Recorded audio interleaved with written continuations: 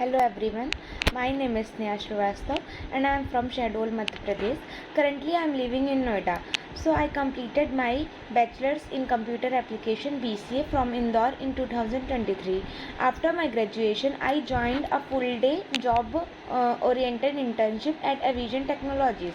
Evision is a well-known organization that provides IT training and job placement support. The 15-day OGT LMS course has been an extremely valuable learning experience. The course was well structured, covering both theoretical concepts and the practical application effectively. I joined Evision where I received excellent support from highly skilled and motivating trainers.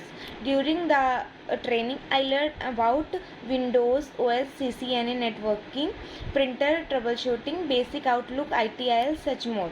They also provided multiple mock interviews and overall grooming session, which greatly improved my communication skill and boosted my confidence for interview. After completing the course, I secured a job with a good salary at NTT Data as a service desk engineer. I highly recommend Evision Technoserve to anyone looking to advance their IT career. We performed hand-on experience lab that helps me understand how real IT system works in companies. The trainers are very supportive and always help clear my doubts. And I am a hardworking and a quick learner, always open to new challenges. I am really happy to start my IT career with